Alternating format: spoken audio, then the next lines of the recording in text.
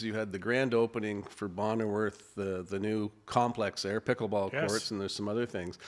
And it was a pleasant day for that. But the very next day, we had a snowfall, which kind of snowed on your parade a bit. But tell us about that development, what the plans are, and how satisfied are you? And also tell us, some people still aren't happy about it. And what are your thoughts on some of the protests? Well, certainly, Jay, if you go back to 2018, the city of Peterborough did a comprehensive study called Vision 2025, which looked at all the infrastructure, recreation infrastructure needs in the city of Peterborough. That report clearly identified the redevelopment of three parks, Bonnerworth Park, Knights of Columbus Park, and Morrow Park.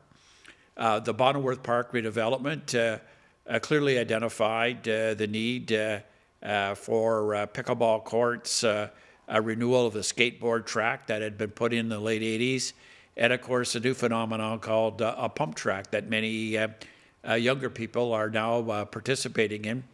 Skateboarding and the pump track activities, of course, are going to be incorporated in the 2028 Los Angeles Olympics.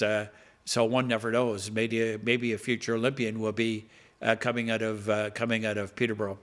We do know that there's 1.4 million Canadians that are now playing pickleball, and there is evidence that shows that individuals playing racket sports, it's good for one's health.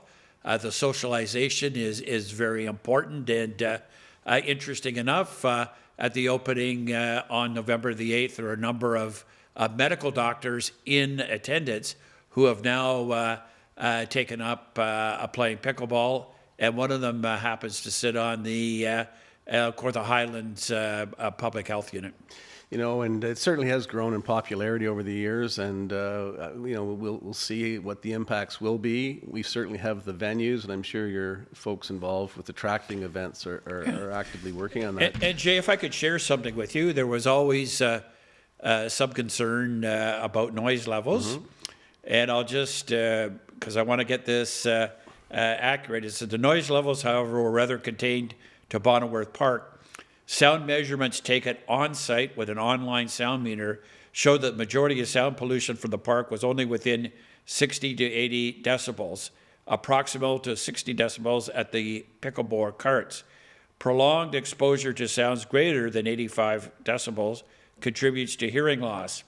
Measurements taken at Bonnerworth Park on November the 8th, and remember, all the courts were filled and everybody was playing pickleball, did not exceed 65 decibels, average volume of human speech. Sound measurements taken at the residential area on Bonnecourt Street and the Hunt Terrace apartments ranged between 38 to 49 decibels, the equivalent of whispering. Well, you know, that's good to hear that there has been some technical studies done. I guess the proof will be in the pudding in the spring when things start going, and Sure. And we'll see if it carries on.